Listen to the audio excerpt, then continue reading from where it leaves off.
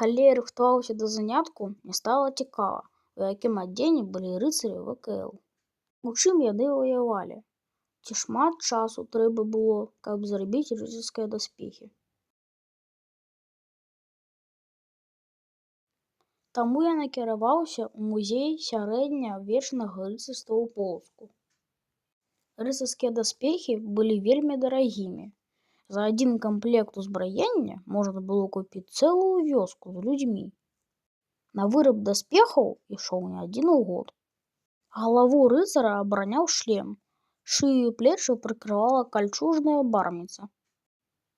Грудзі і спіну затуляла кіраса, прасцейшай бранёй была кальчуга.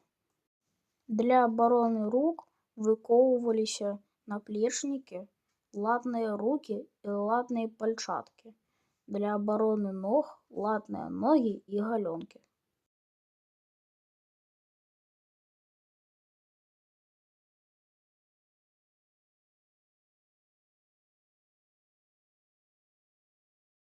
Зброя рыцара – шчыт і меч.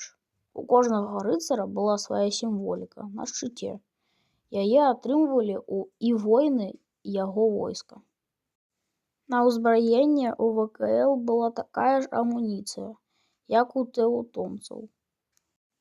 Таму ў боях воіны часта не разумелі, хто да іх набліжаецца – свае на падмогу ці ворагі, пакуль не станавілася бачная сімволіка на шчытах.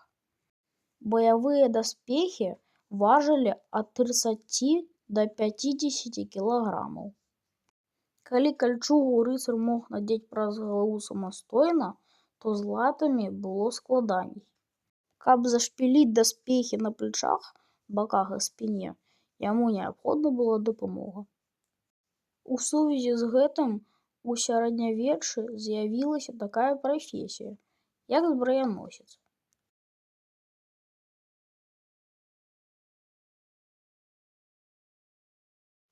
Заўсёды і ўсюды воіна суправаджаў чалавек, які ўнасіў яго сярэднявечны рыцарскі шлем і іншы рыштунак.